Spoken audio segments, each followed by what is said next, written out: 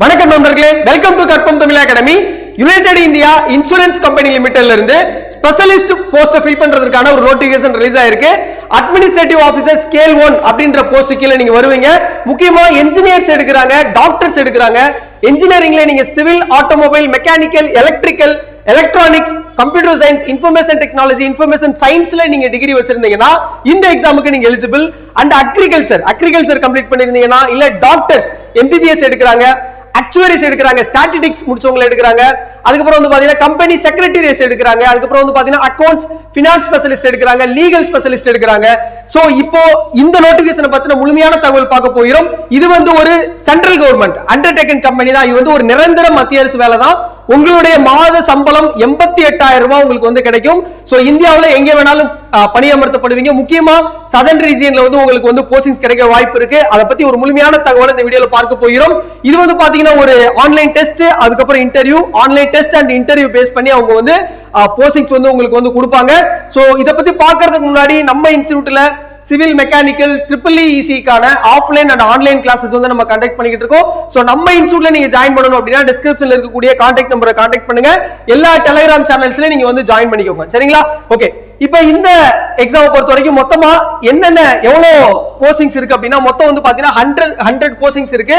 அது இன்ஜினியர்ஸ்க்கு வந்து பாத்தீங்கன்னா 22, டாக்டர்ஸ் வந்து 20, அதுக்கப்புறம் வந்து பாத்தீங்கன்னா அக்கவுண்ட்ஸ் அண்ட் ஃபினான்ஸ்க்கு 24, லீகல் ஸ்பெஷலிஸ்ட்க்கு 25. இதுதான் வந்து பாத்தீங்கன்னா ஹியூஜ் வேகன்சிஸா இருக்கு. சரிங்களா? அதே மாதிரி இந்த இன்ஜினியரிங்லயே வந்து பாத்தீங்கன்னா உங்களுக்கு டெக்னிக்கல் பேப்பர் இருக்கும். சரிங்களா? அதாவது நான் டெக்னிக்கல் சப்ஜெக்ட் இருக்கும், டெக்னிக்கல் சப்ஜெக்ட் இருக்கும். அதனால இப்ப நீங்க இன்ஜினியரிங் முடிச்ச ஸ்டூடெண்ட் நீங்க அப்ளை பண்ணீங்கன்னா உங்களுக்கு உங்க மெக்கானிக்கல் ரிலேட்டடாவே क्वेश्चंस வரதுக்கு வாய்ப்புகள் இருக்கு. அதனால நீங்க ஆல்ரெடி ஏதாவது ஒரு டெக்னிக்கல் எக்ஸாமுக்கு நிறைய PSUs எக்ஸாமுக்கு நீங்க ப்ரிப்பேர் பண்ணிட்டு இருந்தீங்கன்னா சோ பெரிய எக்ஸ்ட்ரா ப்ரிப்பரேஷன் தேவையே கிடையாது. அதே general awareness, general English, aptitude, reasoning, technical. So இத பேஸ் பண்ணி தான் இந்த எக்ஸாம் இருக்க போகுது. சோ அத பத்தி நம்ம முழுமையா நம்ம வந்து பார்க்கலாம். சரிங்களா? ஓகே. சோ ஃபர்ஸ்ட் வந்து பாத்தீங்கன்னா முக்கியமா இப்ப இந்த வேகன்சிஸ் வந்து எந்த ஏரியால இருக்குன்னா வெஸ்டர்ன் அண்ட் சதர்ன் ஜோன்ஸ்ல தான் வந்து பாத்தீங்கன்னா வேகன்சிஸ் கிரியேட் ஆயிருக்கு. ஒருவேளை நீங்க கிளியர் பண்ணீங்கன்னா இந்த ஏரியால தான் உங்களுக்கு வந்து போஸ்டிங்ஸ் கிடைக்கும். அதனால நீங்க வந்து சதர்ன் ரீஜியன்ஸ், முக்கியமா தமிழ்நாடு ஸ்டூடெண்ட்ஸ் அப்ளை பண்ணீங்கன்னா உங்களுக்கு சதர்ன் ஜோன்லயே உங்களுக்கு கிடைக்கிறதுக்கான வாய்ப்புகள் இருக்கு. சரிங்களா? அதே மாதிரி முக்கியமா எந்த ஜோன்ல நீங்க வந்து பணியமர்த்தப்படுறீங்களோ மினிமம் ஒரு 5 வருஷம் வந்து நீங்க சர்வீஸ் பண்ணணும். அதுக்கப்புறம் தான் உங்களுக்கு டிரான்ஸ்ஃபர் கொடுப்பாங்க அப்படின்றதே அவங்க சொல்லியிருக்காங்க. சரிங்களா? சோ அதுக்கப்புறம் எஜுகேஷனல் குவாலிஃபிகேஷன் 31/3/2023க்குள்ள அந்த தேவையான டிகிரி வந்து நீங்க கம்ப்ளீட் பண்ணிருக்கணும். முக்கியமா இந்த லீகல் ஸ்பெஷலிஸ்ட்க்கு யாரு அப்படின்னா bachelor degree in the law with 60% இருக்கணும். இல்ல நீங்க SC/ST கேட்டகரியா இருந்தீங்கன்னா 50% இருந்தா போதும். ஒருவேளை இல்ல அப்படின்னா நீங்க மாஸ்டர் டிகிரி முடிச்சிருக்கணும். அதுக்கு வந்து எந்த பெர்சன்டேஜ் தேவை கிடையாது. அண்ட் 3 years எக்ஸ்பீரியன்ஸ் நீங்க வந்து பிராக்டிசிங் லாயர் வந்து நீங்க பிராக்டிஸ் பண்ணிருக்கணும். SC/ST இருந்தீங்கன்னா 2 years பண்ணிருக்கணும். அதே மாதிரி the candidate must be registered with the bar council of India நீங்க ரெஜிஸ்டர் பண்ணிருக்கணும். சரிங்களா? அது BLR இருந்தாலும் சரி, இல்ல மாஸ்டர் முடிச்சிருந்தாலும் சரி. அதுக்கப்புறம் அக்கவுண்ட்ஸ் அண்ட் ஃபினான்ஸ்ல வந்து பாத்தீங்கன்னா சார்ட்டர்ட் அக்கவுண்ட்ஸ், அதுக்கப்புறம் வந்து பாத்தீங்கன்னா காஸ்ட் அக்கவுண்ட்ஸ்ல நீங்க முடிச்சிருக்கணும். ஆர் பிகாம்ல நீங்க 60% மார்க் இருந்தாலே நீங்க வந்து அப்ளை பண்ணலாம். SC/ST இருந்தீங்கன்னா 55%, ஆர் வந்து MCOM நீங்க முடிச்சிருக்கலாம். அதுக்கு எந்த பெர்சன்டேஜ் தேவை கிடையாது. சரிங்களா? ஓகே. அதுக்கப்புறம் வந்து பாத்தீங்கன்னா கம்பெனி செக்ரட்டரி, இது வந்து பாத்தீங்கன்னா எனி கிராஜுவேஷன் முடிச்சிருக்கணும். அண்ட் முக்கியமா என்ன சொல்லிருக்காங்கன்னா இந்த கம்பெனி செக்ரட்டரிஸ் ஆஃப் இந்தியால நீங்க அந்த எக்ஸாமினேஷன்ஸ் வந்து பாஸ் பண்ணிருக்கணும் அப்படின்னு சொல்லிருக்காங்க. சோ எனி டிகிரியை மட்டும் வச்சு நம்ம முடியாது. சோ இதுல நீங்க பாஸ் பண்ணிருக்கணும். அதுக்கப்புறம் வந்து பாத்தீங்கன்னா ஆக்சுவரி, இது வந்து பாத்தீங்கன்னா பேச்சுலர் டிகிரி இன் ஸ்டாட்டிஸ்டிக்ஸ், புள்ளியியல் துறையில, இல்ல மேத்தமெட்டிக்ஸ், இல்ல வந்து ஆக்சுவரியல் சயின்ஸ்னே ஒரு கோர்ஸ் இருக்கு, அது நீங்க முடிச்சிருக்கலாம். இல்ல குவாண்டிடேட்டிவ் டிசிப்ளின் நீங்க முடிச்சிருக்கணும் வித் 60%. ஆர் SC/ST இருந்தீங்கன்னா 55% முடிச்சிருந்தீங்கன்னா இந்த எக்ஸாமுக்கு நீங்க அப்ளை பண்ணலாம். Or master degree statistics, mathematics, ஆக்சுவரியில நீங்க என்ன பண்ணிருக்கலாம், மாஸ்டர் டிகிரி முடிச்சிருந்தா நீங்க அப்ளை பண்ணலாம். Doctor, MBBS, BA, MS, so இதெல்லாம் நீங்க வந்து 60% மார்க் இருக்கணும். வேறஸ் இல்ல அப்படின்னா நீங்க என்ன பண்ணிருக்கணும், முக்கியமா என்ன பண்ணிருக்கணும், registered with Indian medical association, அதுல வந்து நீங்க என்ன பண்ணிருக்கணும், கண்டிப்பா ரெஜிஸ்டர் பண்ணிருக்கணும்.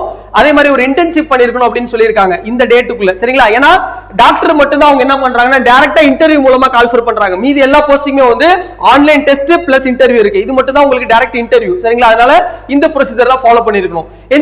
இன்ஜினியர்ஸ் ஒண்ணு கிடையாது. இந்த டிபார்ட்மெண்ட்ல நீங்க 60% மார்க் நீங்க மினிமம் இருக்கணும். வேற SC/ST இருந்தீங்கன்னா 55% வந்து நீங்க மார்க் இருந்தா போதும், நீங்க அப்ளை பண்ணலாம். RS, MTech, ME நீங்க அதே டிகிரி நீங்க வச்சிருந்தா போதுமானது, எந்த பெர்சன்டேஜும் தேவை கிடையாது. அக்ரிகல்ச்சர், இது வந்து பாத்தீங்கன்னா bachelor degree in agriculture discipline 60% with or வந்து மாஸ்டர் டிகிரி அக்ரிகல்ச்சர். சரிங்களா? சோ அப்ப இந்த டிபார்ட்மெண்ட் இருந்தா நீங்க BCom, BSc mathematics, BL, BE, BTech, BSc agriculture இந்த மாதிரி முடிச்சிருந்தீங்கன்னா கண்டிப்பா இந்த எக்ஸாமுக்கு வந்து நீங்க ட்ரை பண்ணுங்க. ஒரு நிரந்தர மத்திய அரசு வேலை, நல்ல ஹைலி பெய்டு வந்து உங்களுக்கு salary. சரிங்களா? நெக்ஸ்ட் டீடைல் பார்க்கலாம். சோ இது வந்து பாத்தீங்கன்னா நீங்க அப்ளை பண்ணும்போது நீங்க 31/3/2023க்குள்ள இந்த மினிமம் டிகிரி நீங்க கம்ப்ளீட் பண்ணிருக்கணும். ஃபார் எக்ஸாம்பிள் இப்போ நீங்க பிஇ முடிச்சிருக்கீங்கன்னா நீங்க பிஇ இந்த குவாலிஃபிகேஷன்க்குள்ள முடிச்சிருக்கணும். வேற நீங்க எம்இ பண்ணிட்டு இருந்தீங்கன்னா அது பிரச்சனை கிடையாது. ஏன்னா பிஇ தான் மினிமம் குவாலிஃபிகேஷன். சரிங்களா?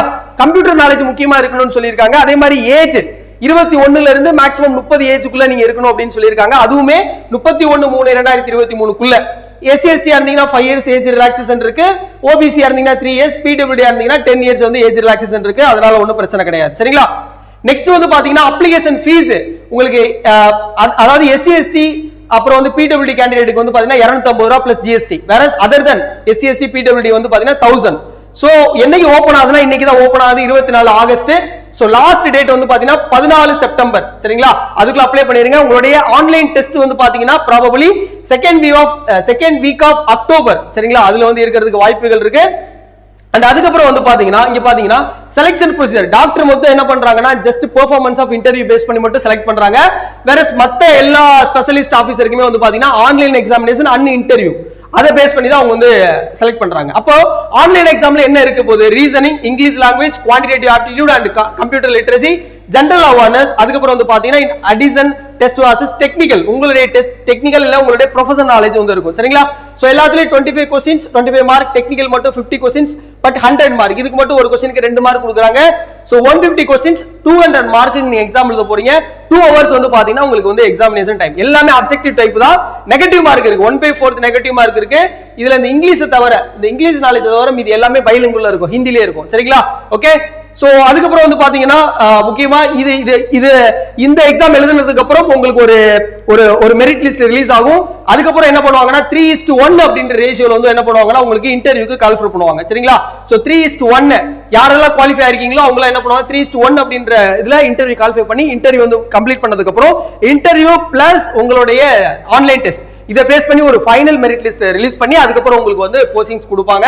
சரியா? சோ எந்த இடத்துல அப்படின்னு சொல்லிட்டு அதுக்கப்புறம் ஒரு முக்கியமான பாயிண்ட் என்ன அப்படின்னா உங்களுக்கு 1 இயர் வந்து பாத்தீங்கன்னா அட்மினிஸ்ட்ரேட்டிவ் ஆபீசர் ஸ்கேல் அப்படின்ற பீரியட்ல 1 இயர் வந்து ப்ரொபேஷன் பீரியட் இருக்கும்.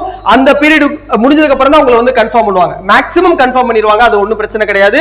சோ அதுக்கப்புறம் வந்து பாண்ட் இருக்குங்க. சரியா? நீங்க மினிமம் என்ன பண்ணணும், இன்க்ளூடிங் ப்ரொபேஷன் பீரியட் 5 இயர்ஸ் வந்து நீங்க கம்பெனில ஒர்க் பண்ணணும்.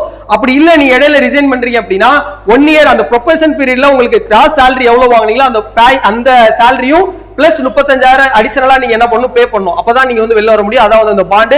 இல்ல நீங்க அந்த ப்ரொபோஷன் பீரியட்ல நீங்க வெளில வரீங்கன்னா அந்த பீரியட்ல எவ்வளவு மொத்த salary வாங்குனீங்களோ பிளஸ் 35,000 நீங்க பே பண்ணிட்டு நீங்க வந்து வெளியில வர மாதிரி இருக்கும். சரிங்களா? அது ரொம்ப முக்கியம். அதுக்கப்புறம் நான் சொன்னேன் இல்லையா, salary வந்து பாருங்க எல்லா அலவன்ஸும் சேர்த்து உங்களுக்கு 88,000 உங்களுக்கு வந்து கிராஸ் பண்ணுது. சோ இந்த அளவுக்கு ஒரு சூப்பரான ஒரு நோட்டிபிகேஷன் தான் இது. சரிங்களா? சோ 88,000 salary, மத்திய அரசு வேலை, ஒரு நிரந்தர மத்திய அரசு வேலை, இது ஒரு கவர்மெண்ட் கம்பெனி தான். சோ அதனால ஒரு அருமையான வாய்ப்பு. நிறைய டெக்னிக்கல் முடிச்ச மாணவர்கள், MBBS முடிச்ச மாணவர்கள், BL முடிச்சவங்க, BSc அக்ரி முடிச்சவங்க, BCom, BSc ஸ்டாட்டிஸ்டிக்ஸ், மேத்தமெட்டிக்ஸ் இந்த மாதிரி முடிச்சிருந்தீங்கன்னா ஒரு சூப்பரான வாய்ப்பு. யாரும் தவற விட்டுறாதீங்க. நிறைய பேருக்கு ஷேர் பண்ணி கொண்டு போங்க. நிறைய பேருக்கு இந்த மாதிரியான போஸ்டிங்ஸ் எல்லாம் தெரியறது இல்ல. சோ ஈஸியா கிளியர் பண்ண முடியும். ரிட்டன் எக்ஸாம்லாம் ரொம்ப பெரிய கஷ்டம் கிடையாது. அதுக்கப்புறம் இன்டர்வியூ. சோ நிறைய பேருக்கு ஷேர் பண்ணுங்க. முக்கியமா இந்த வீடியோக்கு நீங்க லைக் பண்ணுங்க. அப்பதான் நிறைய பேருக்கு இந்த வீடியோ வந்து ஷோ ஆகும். முக்கியமா சப்ஸ்கிரைப் பண்ணுங்க. எல்லா டெலிகிராம் சேனலையும் ஜாயின் பண்ணுங்க. உங்களுக்கு தெரிஞ்ச எல்லா குரூப்புக்கும் ஷேர் பண்ணுங்க. சரிங்களா? சோ நம்ம இன்ஸ்டிடியூட்ல நீங்க ஜாயின் பண்ணனும் அப்படினாலும் டிஸ்கிரிப்ஷன்ல இருக்கக்கூடிய கான்டாக்ட் நம்பரை நீங்க கான்டாக்ட் பண்ணுங்க. அடுத்த ஒரு வீடியோல சந்திப்போம் என்று சொல்லி விடைபெறுகிறேன். நன்றி, வணக்கம். Thank you so much.